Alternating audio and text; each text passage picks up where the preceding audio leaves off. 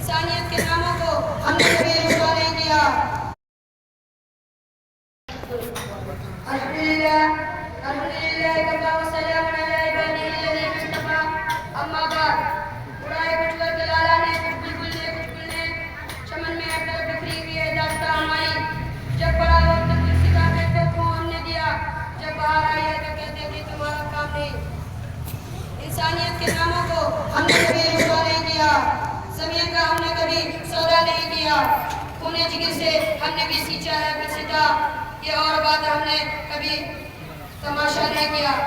سہے وہ دل ہے جو ہے آئینہ دار آزادی، خوشہ وصل کے ہے جس میں خمار آزادی۔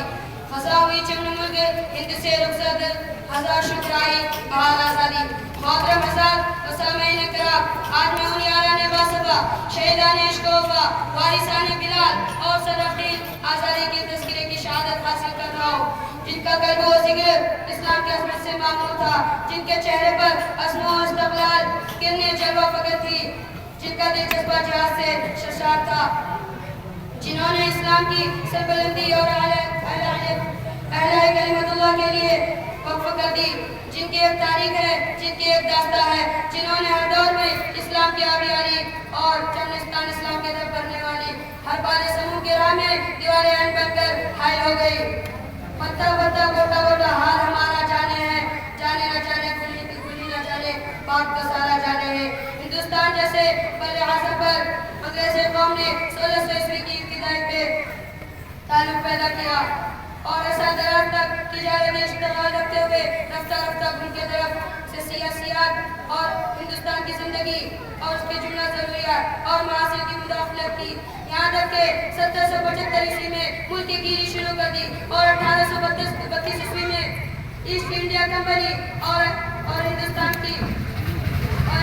کو ہر حیثیت سے ادمرا کر باقاعدہ اپنی حکومت کے طرف سے ہندوستان کے حاکم بن گئے اور 1858 عیسوی میں برٹش گورنمنٹ نے ایک نہایت خوبصورت اعلان کے ساتھ بادشاہیت کی باغ ڈور اپنے ہاتھ میں لے لی۔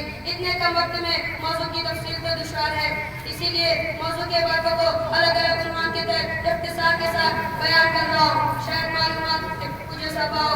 محترم حضرات، وہ ہندوستان جس کی حریت کے باغوں کو علماء نے اپنے خون سے سینچا تھا اور اس کے آزادی کی خاطر بحرینہ آشنائے ساحل میں کود اٹھے تھے اور موجوں سے کھیلتے ہوئے منجے دار تک جا پہنچے تھے، بے پناہ قربانیوں کے ذریعے انہیں پروان چڑھایا تھا۔ بڑی افسوس کی بات ہے کہ آج ان کی جدوجہد کو بھلا دیا گیا۔ کالجوں اور یونیورسٹیوں کی کتابوں کی نصابوں میں ایک دو کے علاوہ کسی کا تذکرہ تک نہیں ملتا۔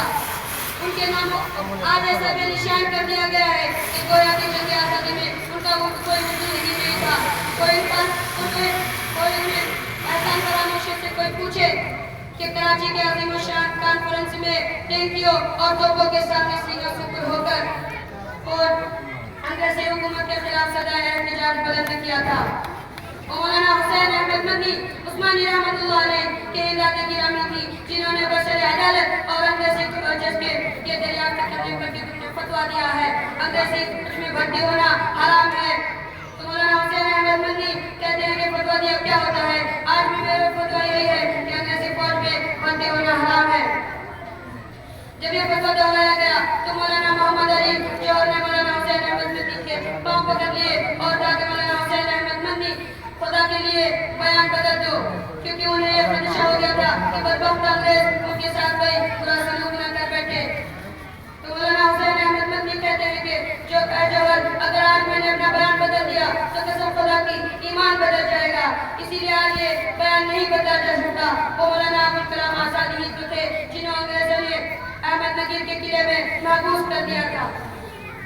جب اسی دوران بیوی کے انتقال پر آپ کو 3 دن کی رہائی کا حکم دیا انگریزوں نے تو مولانا کہندے رحمۃ اللہ علیہ نے انگریز کی رہائی کو ٹھکرا کر حقارت کے ساتھ کہہ دیا کہ اس کی کوئی ضرورت نہیں، قیامت کے دن بیوی سے ملاقات ہو جائے گی۔ اس طرح علامہ شبیر احمد عثمانی رحمۃ اللہ علیہ نے بھی تحریک آزادی میں زبردست رول ادا کیا۔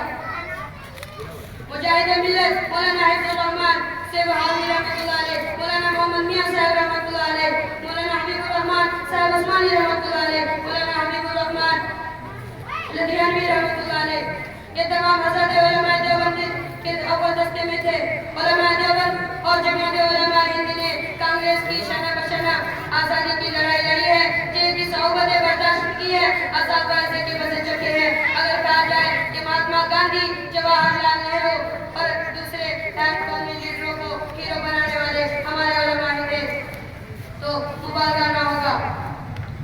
मैं अपनी तकरीर को इस शायरी से खत्म करना चाहता हूँ कि मजहब नहीं सिखाता आपस में बैर रखना, कि मजहब नहीं सिखाता आपस में बैर रखना। हिंदी है, हम वतन है, ये हिंदू सीधा हमारा।